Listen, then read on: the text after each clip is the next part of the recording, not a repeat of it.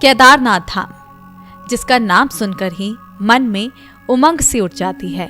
केदारनाथ वो धाम है जहां जाना हर किसी का सपना होता है।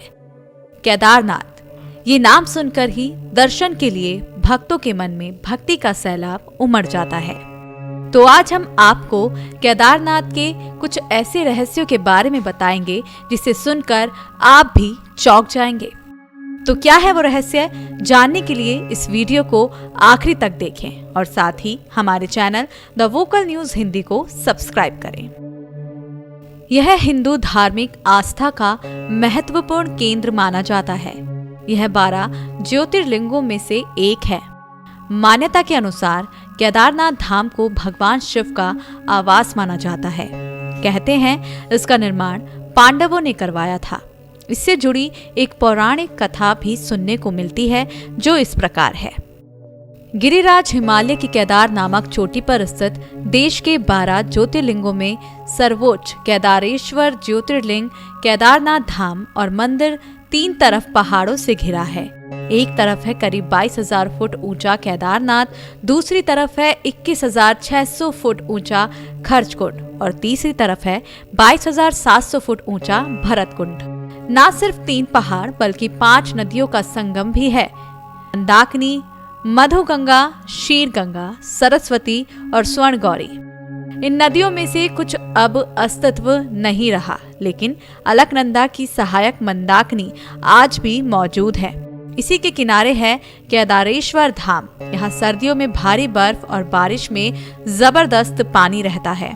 पौराणिक कथा के अनुसार महाभारत युद्ध के बाद 5 पांडव भगवान श्री कृष्ण के साथ युद्ध की समीक्षा कर रहे थे। कृष्ण ने पांडवों से कहा कि युद्ध में भले ही जीत तुम्हारी हुई है, लेकिन तुम लोग गुरु और अपने बंधु बांधवों को मारने के कारण पाप के भागी बन गए हो।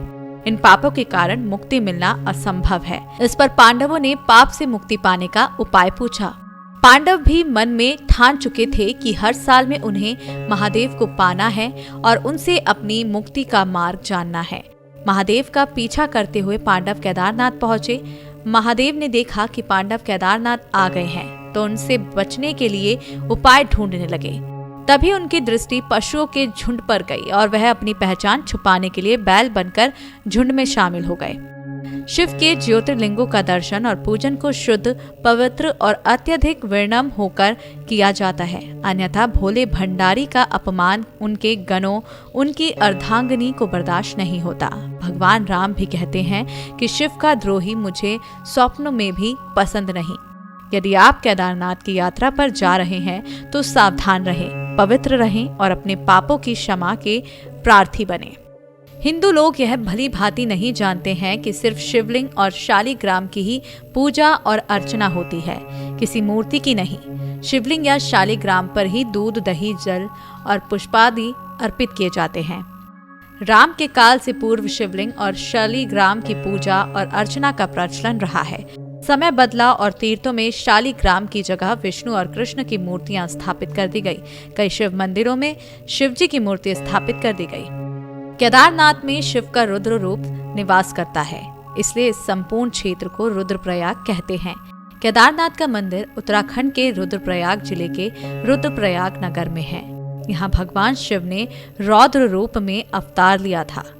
देश के 12 ज्योतिर्लिंगों में सर्वोच्च है केदारनाथ धाम।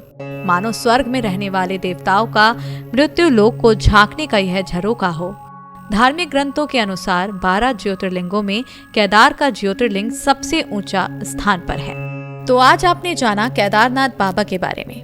ऐसी ही और महत्वपूर्ण जानकारियों के लिए सब्सक्राइब करें हमारे channel the vocal news Hindi को।